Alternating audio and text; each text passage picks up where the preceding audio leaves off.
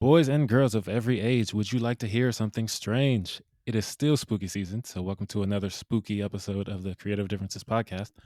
I'm Dallas, and I am the who when you call who's there. I'm Colin, and I don't know. I don't really feel like playing into the bit, so I'll just say that this is like the one. I don't know how you would say it. Like, I don't want to say alternative animation because it sounds weird, but like claymation, stop motion. This is like the only one of those that I actually like. I think Interesting. it doesn't creep me out because I saw it when I was a kid, and so it was before I realized that I didn't like it, and so it gets a pass or something. It was like grandfathered in.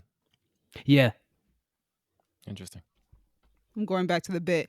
And I'm Demi, the Pumpkin King. How you guys doing? Thank you, Demi. Welcome to our Throwback Thursday. I appreciate you committing to the bit and the way that Oh, Colin yeah. put it. Singing and everything. In case you guys didn't realize, we are doing a Throwback Thursday for The Nightmare Before Christmas. Yes, we are, because it's a Halloween movie and a Christmas movie. You guys voted for it on Twitter. Yes, it beat Hocus Pocus, which is the other By a landslide. iconic Halloween movie.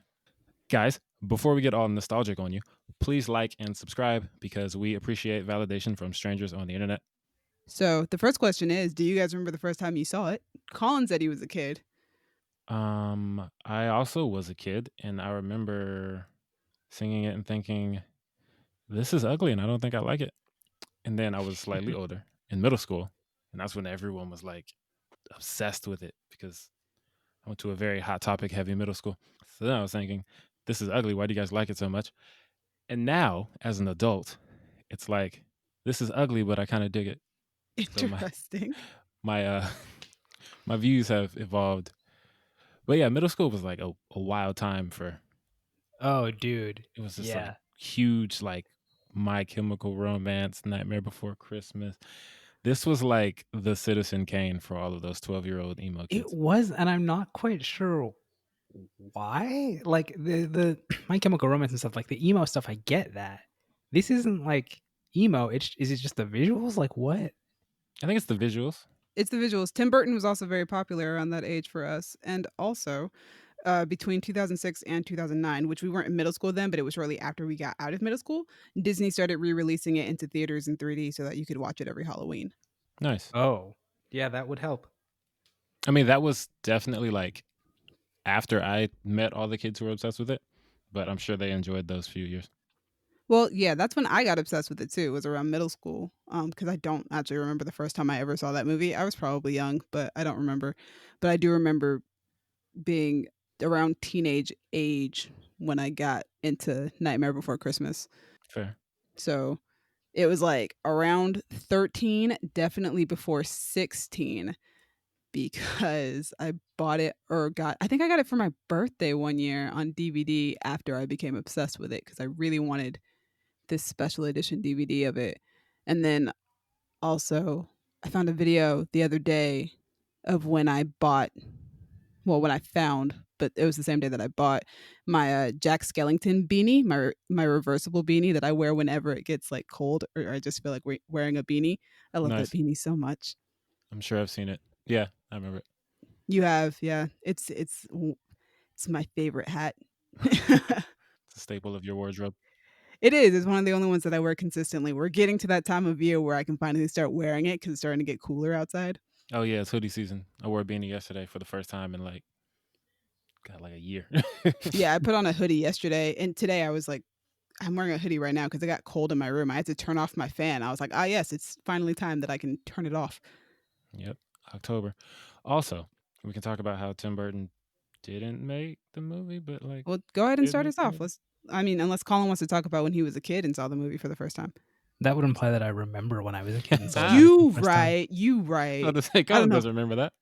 I don't know what I was thinking. You know what? Let's move on to the next I appreciate section. it. Wait, though. I do have a question for Colin. What's up, my dude? That's like kind of related to that. When did you start being terrified of this kind of animation? Ooh, that's a good question, and I don't know the answer.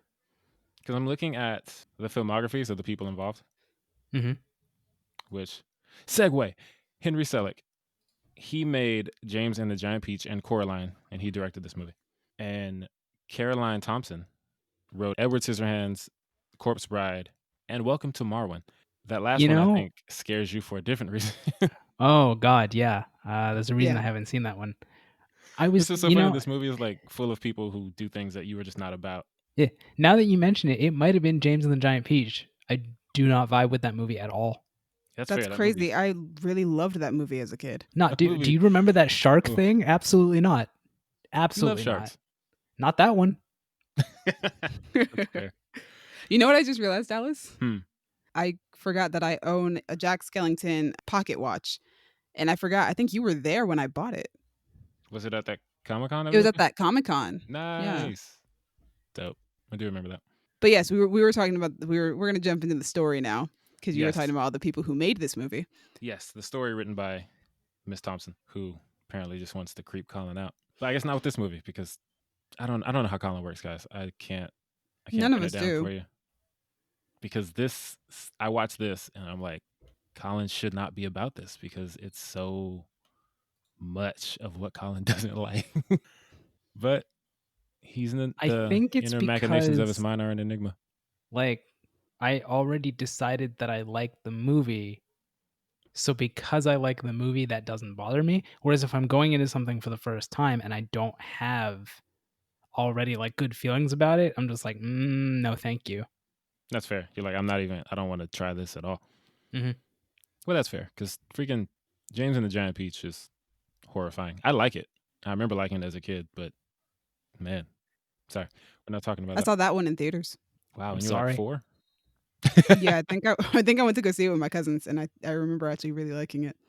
Oh man, what a movie! But back to this one. Anyway, this one directed by Henry Selick, which most people forget. Yeah, because it's Tim Burton's The Which, Nightmare to Before be Christmas. fair, Everybody yeah, assumed he it's made it. got Tim Burton's name on it. Like, Yeah, that's it's like- weird. It makes sense why it does, though. Yeah, he like did the story, he produced it, he conceived it according to Wikipedia, whatever that means. The movie is based off of the poem that he wrote back in the 80s. Right. He wrote the source material, and he worked on a lot of the story. So, like, he wasn't involved with much of the production because he was working on something else, but he conceived most of the creative ideas, and then Henry Selick directed it. Oh, right. This was Batman time. Yes. This was after the first Batman, and he was probably doing one of the. He was busy working on the post-production for Batman Returns and working on the pre-production for Ed Wood. Yeah, and stop motion takes a while, so he had stuff to do. That Took makes 3 sense. years to make this movie. Yeah. So they looked over at Henry Selick and they're like, "Yo, you do creepy stuff. You about this?" And he was like, "Yeah, I get down on that." Basically. But yes, this story. I forgot how much this story is like the blueprint for Wreck-It Ralph. If Well, you hold replace on. video games with holidays. Let's give them the synopsis. The Wikipedia synopsis is it tells the story of Jack Skellington, the king of Halloween Town, who stumbles through a portal to Christmastown and becomes obsessed with celebrating the holiday. Yeah. So it's like a creepy Wreck-It Ralph, except you take out the video game and you replace it with a holiday. Because Ralph is like, I don't want to be in this game. I want to be in Halo, basically. And then things go wrong. But in this case, Jack is causing all the things to go wrong. Like his heart's in the right place, but he kidnaps Santa. So Jack goes turbo, and bad things happen because you can't kidnap Santa Claus.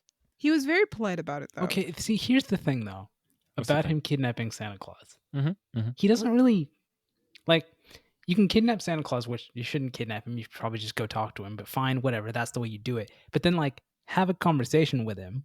Don't just take his hat and then be like, yeah, put him somewhere.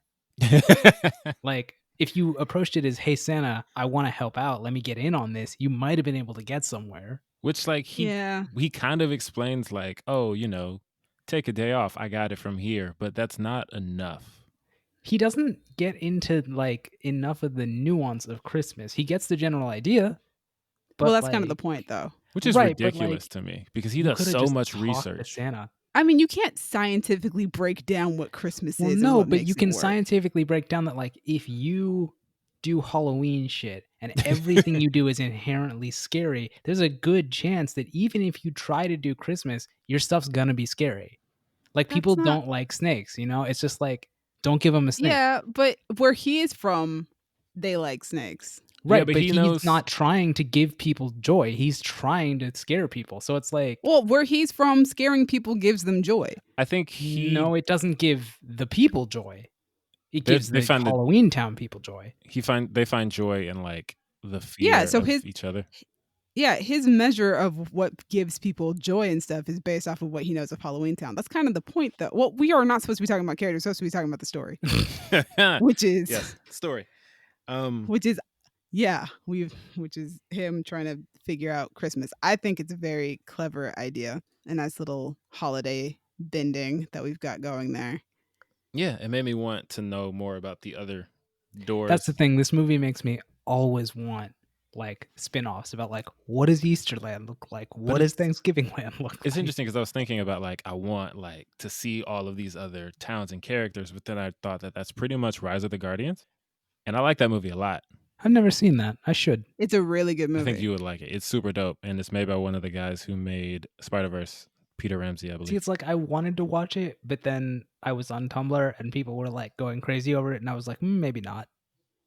Now you should watch it. Anyway, we're never going to get those spinoffs for the record because Tim Burton is avoiding making any sort of sequel or spinoff of that movie because he wants to keep it as it is, which is fair. I respect that. Yeah, but that's also that gets into a weird thing of like the thing that always comes up when you get sequels or remakes, which is like the original doesn't stop existing because there's a new thing. So it's like you could make a sequel, and even if no one likes it, okay, the original is people still love that, whatever. Yeah, but then at that point you start diluting the franchise though. Like it doesn't live in a vacuum anymore. At that point now it exists, but there is something else to think about as well. If people got over the Star Wars prequels, they would get over this. People don't get over anything Star Wars. Yeah, exactly. You're right. It's unfortunate, but even I don't get over things that are Star Wars. So I know that if they made a sequel to Nightmare Before Christmas, if it did not live up to the original, well then, yeah, it's going to be a problem. People would start like looting Hot Topic just to get their frustrations out. It'd be a bad time. I think it's interesting though, because Tim Burton came up with this, well, he came up with a poem idea, I believe, when he was passing a storefront that he passed by often, and he noticed them taking Halloween decorations out and putting the Christmas decorations in. And he thought that it was a really interesting juxtaposition, these two holidays that are very different and them occupying the same space. You know what? That reminds me. I have a bone to pick with, I guess, society, because I was in Rite Aid the other day. We were looking at their Halloween stuff because we were like, oh, you see what's popping with Halloween. This was October 25th, and they had two like little seasonal aisles. They basically had half an aisle of Halloween and an aisle and a half of Christmas. Okay, now here's the thing, because I know where you're going with this is what the fuck, but I think that part of that is just this year. I mean, what is Halloween? What do you do? It's Halloween, bro. Like, but what are you doing? You gonna go trick or treating? You probably shouldn't. You gonna go throw a party? You probably shouldn't. First off, you probably shouldn't doesn't mean anything according to most. No, I know people are stupid and they'll do it anyway, but like it will be less than it has been in the past. But we're a week from Halloween and 2 months from Christmas, and you have 2 aisles of Christmas stuff and like a couple little Halloween masks. Like, bro, if you're gonna have Halloween stuff, have Halloween stuff. So, Friday, we squabbing. All right, so y'all want to give your final thoughts on the story of this movie before we move on? Yeah, I like the story. It's dope. Jack walked so Wreck-It Ralph could run, and I appreciate that.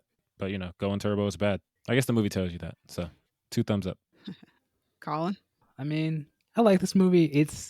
I guess I forgot how in his own head Jack gets, because like I always knew that was what spurred this movie, but he's so like, who am I as a person? And it's like, that's a lot to tackle. Well, let's get into that animated movie. Now that we're talking about, characters, let's get into that. I personally love how dramatic Jack is. He's so dramatic. And I love it. I like it, but also like you can tone it down. Like it always bothers me. No, it's okay. He doesn't have to. He does though. Like it always bothers me in What's This when he just like screams right over a child's ear because he's in the middle of a song and he needs to keep singing. Like, bruh, no. It's wonderful. I mean, I love it because like it's just he's so emphatic and he feels everything so acutely. I just always think about him pulling off his head And Yeah. since I am dead, I can take off my head to recite Shakespearean quotation. Like, it's so dramatic. He's so extra. He's so very extra. And I love characters that are so very, well, depending. I love this type of drama. Yeah. He's got some things to work out. But I do want to say, I identify with Jack because in the beginning, when he shows up during This Is Halloween, it just reminds me of how I used to show up to ArcLight when I was a Oh favorite. my god. I knew you were going there. Jesus Because Christ. you know it's true. Oh, man. I love Jack. Jack is great. I don't know what else to say about Jack. Jack is just great. He's going through this identity crisis. Yes. Also, Jack he's kind of dumb because going back to what we were talking about before, like, I get that you don't really know how they do things here, but the whole thing about what's this is you are acknowledging that this is a very different place from where you come from. So when you're going to do Christmas, you can't just bring all your scary crap and put it in people's houses. Like, you know it's That's different. the thing is, like, you know they like cookies and snow. why didn't you have a conversation with Santa and be like, yo, I want to get it on this. How do I do it? Because then there's no drama.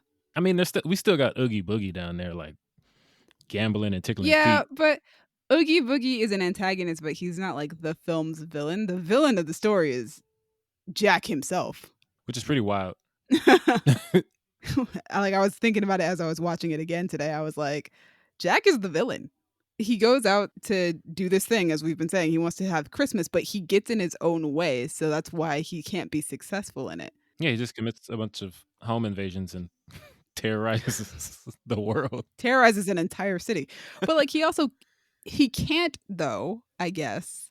Oh, he can help, I guess he could, but there's no possible way for him to actually accomplish it because deep down he's still the Pumpkin King. Yeah, he's not That's Santa kind of Claus. the conclusion. That's the conclusion he comes to at the end. But see that, oh god, that's depressing. That's kind of the way I view that is like you have one thing you're good at, and if you try to break out of that, it will not work. I don't think that's the case, or it's like, I mean, no, that's not the message that they're trying to convey. That's just what I took from that. I just think you can do different things, but that doesn't mean that one of those things can be being Santa Claus. Only Santa Claus can be Santa Claus. Yeah, he can't be Santa. That's not going to work. That's not your lane. But he can enjoy Christmas. He can enjoy those things that come with Christmas. He can't be Santa Claus. Yeah, Jack trying to play Santa Claus is like Oscar Isaac playing an Armenian man in The Promise. Like, Here we go. You can do it, but you shouldn't do it. And honestly, why even do it? But also there's Sally, who I really like Sally as well. Yeah, she's her whole thing is interesting with her and that ugly ass doctor she hangs out with. Yeah. Because the first time we see him, he's like, you poisoned me, but I woke up. And then he keeps having her cook for him. And right? this is like the third time in that exactly, week yeah, like that she's poisoned him. And I'm like, whatever, the doctor can't cook or whatever. But then later we see he has Igor, this other person, like this is loyal looking assistant. And I'm like, have Igor cook the food, bro.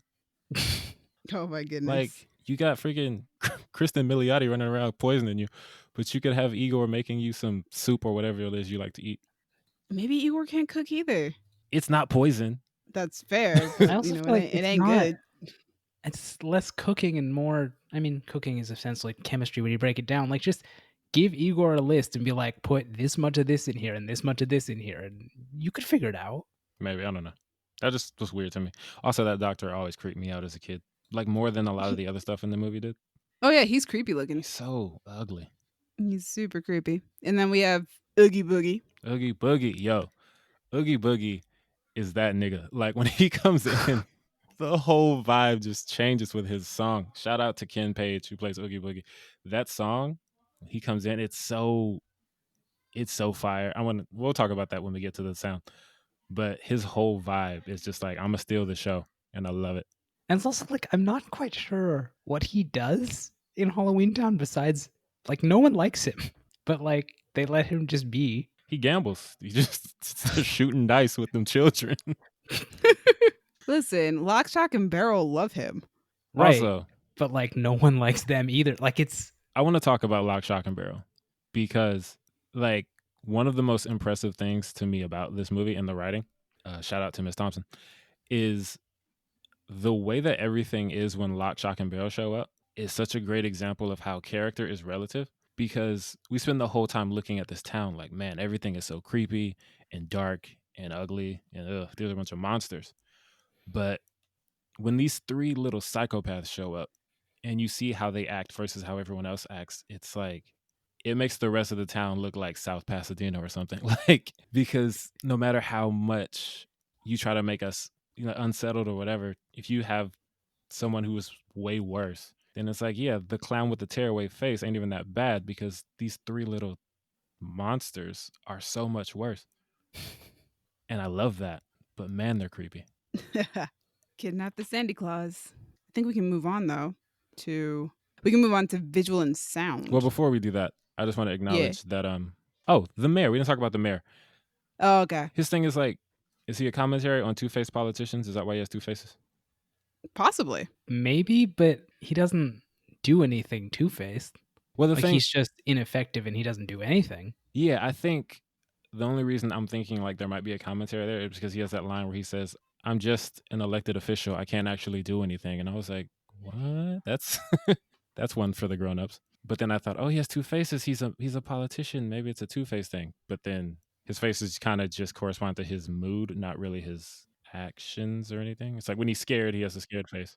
Going back to Jack, someone calls him Bone Daddy, and I don't know what to say about that, but I wanted to bring it up just because Bone Daddy. it's like, okay, I'm gonna see if I can find anything about that phrase. because it's not the first time I've heard that phrase. So I put in Bone Daddy and I see, that's suggested based on recent activity. The first thing that came up was Nightmare Before Christmas, but then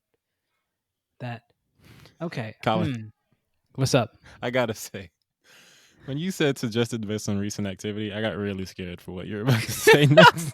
No, all of that activity is done in incognito mode, so I don't get suggestions. I figured it would be, but like just Colin's recent activity. What did you and he's typing find? in Bone Daddy. What's gonna happen here? So if you go on Urban Dictionary, this is really good.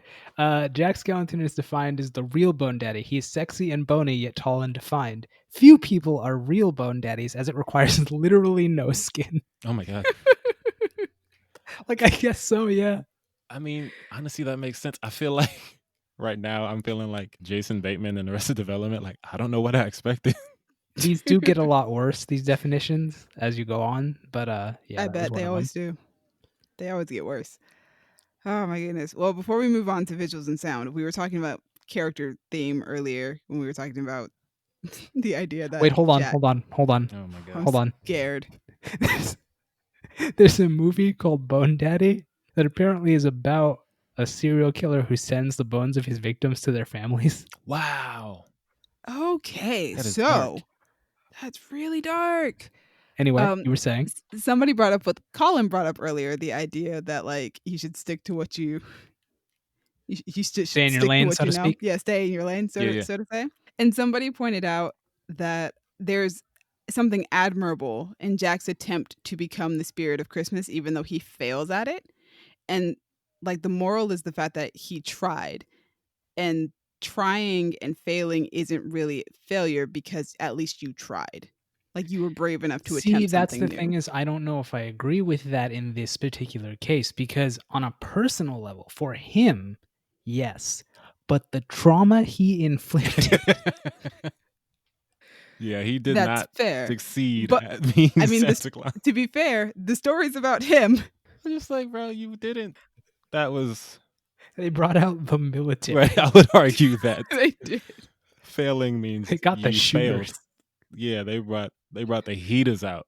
Oh man! All right. Well, moving on to visuals and sound. Yes. Of this wonderful stop motion film. Mm-hmm. That Dallas called ugly earlier. Yes, he did multiple times. That's on record.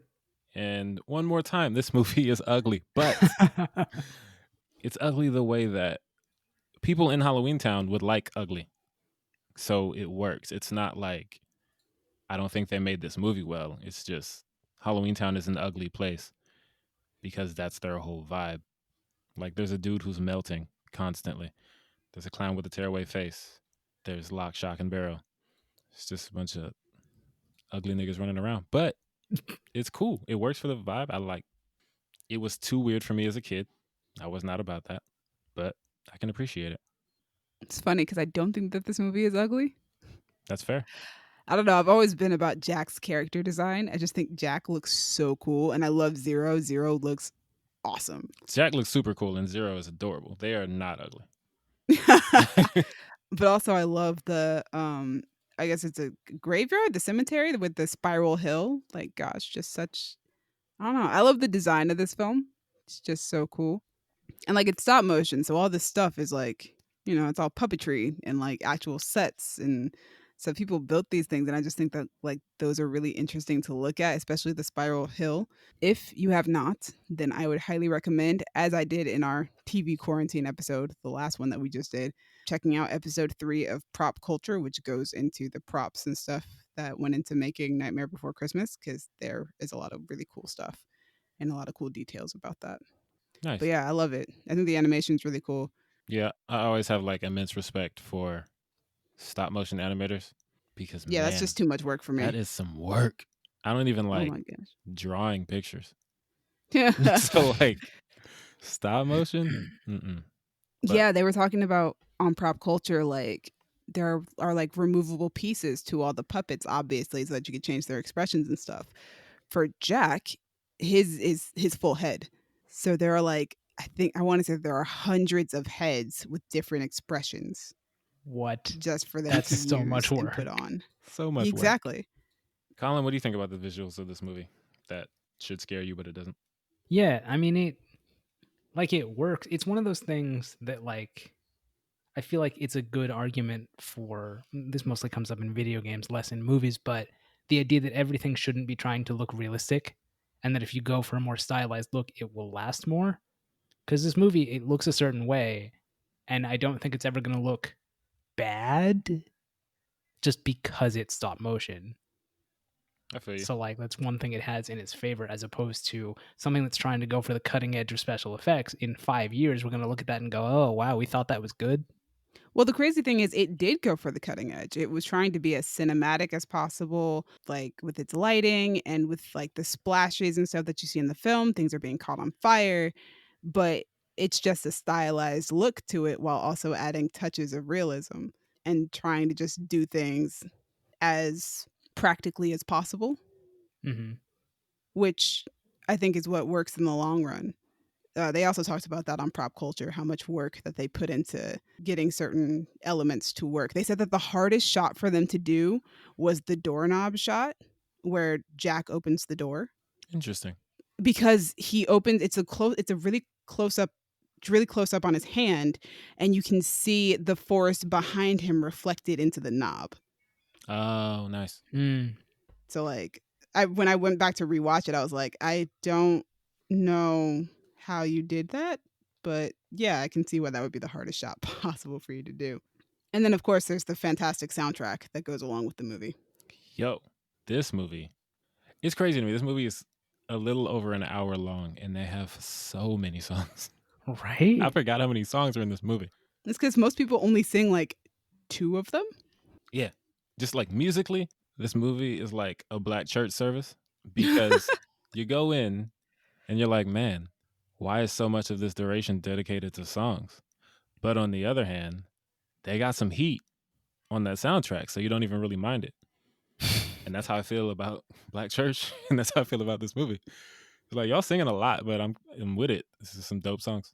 See, that feels like it's an interesting comparison because I feel like I have never been to a black church, but I feel like the fact that other churches exist and don't have song, the point is that you don't need song to get the message across. Whereas this movie was like made with song in mind. So it's like, that's more on you. I will point out this movie has the music quantity of a black church, but the runtime of a white church. Like, it's like an hour. Like, you go to your white neighbor's church and you get out like an hour later. You go to a black church. Those songs do not allow you to get out in an hour. You'll be there for like a cool few hours. That's at least a half hour already. Oh, yeah. Just the singing. A Baptist church will sing a song for everything. Welcome. We're paying offering. We're reading the Bible. We're leaving. We're about to leave. It's true. They got a song for everything. And then they got the songs that are just there to be songs. Oh my gosh. But yeah, no, the songs in this movie, like the songs were being written before the script was, I think. So they went in on the songs. Written and composed by Danny Elfman, also sung by Danny Elfman. He does not play Jack, but he does sing all of his songs. Yeah, I remember when I first found that out. And I had no reason to think he couldn't sing, but it still surprised me. That he's Jack Skellington. It's such a crazy voice. Yeah, he was singing. Yeah, I mean the way that he sings those songs is the reason why Chris Sarandon, who plays the voice of Jack, got cast because he sounded so much like Danny Elfman singing the songs. Oh, that's dope. Which, fun fact, Chris Sarandon is in The Princess Bride, which I did not know until recently when I saw Pop Culture for the first time. Is he the six-fingered man? No, I think he's the prince Ah, that she's Humperdinck. marrying. Yes, Humperdinck. What a name. I thought that was weird. But yeah, I love the songs in Nightmare Before Christmas. Like I said, there's only like a few that get sung by everybody. Yeah. But I love Jack's Lament. Like I can quote stuff from Jack's Lament I did earlier. I really love the Christmastown meeting when he's teaching them about Christmas. There are Yeah. a few lines in that I'll randomly think of off the top of my head sometimes. And the song where Jack is trying to figure out Christmas in his apartment and everybody's like, something's up with Jack, something's up with Jack. Oh, yeah. We'll also occasionally sing that or random lines from that. Yeah, I forgot about all these songs except for This Is Halloween, What's This, and Oogie Boogie Song. Because Yeah, those are the ones everybody sings. yeah, Oogie Boogie is iconic, and that man was in the lab cooking up heat. Oh man. So favorite parts of this movie? Favorite aspect, I guess I should say. Not scenes, but aspect. Yeah, for me it's Oogie Boogie until he gets unraveled, because that has always disgusted me. Those Like- are also puppets. The bugs was always too much for me. And then like when I was watching it again, I was like, oh, the bugs. I forgot about the bugs. I hate the bugs. But up until that, I love his whole vibe, his song, his undeniable blackness. he's fantastic. Except for his foot fetish. That was a little weird. Ugh. We could have left that out. I didn't even realize it until this watch. Yeah, I completely forgot. But then like that leg comes around, and then The shoe comes off. his inner Tarantino shows up. Oh my goodness. Which also, I just want to say that like it's really telling that he is the literal boogeyman, and I wasn't really creeped out by him until he had some like Tarantino-esque tendencies. And then you were like, nah, fam. He's like, I can't really rock with you like I was before. Colin, what's your favorite aspect? I think just like the different designs of the towns, like the whole town being themed around a holiday is just super cool. And like we've said, I've always wanted to see what the other ones would look like. All right. I think my favorite part is it's either the soundtrack or it's Jack Skellington himself. I love Jack Skellington, which is why I own several things with his face on them. I love Jack's design. He's super cool. So I don't really have much more to say about that. I agree with both of you. Jack is dope. I'd also like to see more of the towns. Have you guys seen that that little, I guess, comic on the internet where they talk about the different towns, and then there's one with Guy Fieri's face, and they call it Flavortown? I think I have seen What? that one. And then Jack is Yeah. like, we don't talk about Flavortown. But I definitely want, I know we can't get a spinoff, but I want a version where like a stop motion Guy Fieri is just driving that hot rod through the snow. It's like Flavortown. We should check YouTube and see if somebody's done that. I hope they have. Colin, What's up? are you looking forward to that virtual concert coming up on Halloween where we have Raphael Casal playing Jack Skellington? I am, but like I need him to put some rapping in there where there wasn't before. I don't know how you'd make it work, but I'm gonna need it. He can make it work. For all you Nightmare Before Christmas fans out there is going to be a virtual concert on Vimeo. It only costs $5 if you guys want to check it out. It'll only be on Halloween. And since we're indoors, why not? That sounds dope. Stay tuned next week. We will be finishing out Halloween, the spooky season, even though it will no longer be the spooky season, with a fan cast. Stay tuned to find out what it is. That's Our Throwback Thursday for the Nightmare Before Christmas. Yes. Thank you for listening to all of that, audience. And thank you, everyone who voted in the Twitter poll, because I like this movie more than I like Hocus Pocus. So it went in my favor. Also, thank you to Brandon and Io over at Crown Digital for putting us on Spotify and Apple Podcasts. Thank you to me for editing and filling the role of the Jack Skellington stan, because every group has one. Maybe. I don't know. I can't back up that claim. I feel like they should. Of course, you feel like they should. Just like I feel like everyone should like Remember the Titans or they're racist. But I mean, I'm Okay. not disagreeing with you on that. oh, sure. 2/3 majority, Colin. I'd like it if you did. Moving on. Thank you, Colin, for providing the definition of Bone Daddy, because inquiring minds wanted to know. Yeah. Did they? I guess they did. You did ask. I did ask. I was an inquiring mind. Audience, if you want to talk to us about Halloween, Christmas, Bone Daddies, you can find us on the medias. You can find us on the medias. Twitter, y'all_different. Instagram and Tumblr, Creative Differences Podcast. Facebook.com/Creative Differences PC. We actually have a URL for Facebook. I just haven't been giving it to you for some reason. Dallas, where can they find you? Yes, me personally. You can find me on Twitter and Instagram at a king named Simba. You can find me on Twitter at DuckMcGuck. And you guys can find me on Twitter and Instagram at Dreamy Films, DREEMI is how you spell that. I'm looking forward to the next couple of months. I'm just going to be watching this movie over and over again. You watch it from Halloween to Christmas? I mean, if I feel like it. Jesus. I mean, that's fair. I can. It's only an both. hour. But It's also, a holiday film. you can find Gabby on Twitter at Sandy Roz.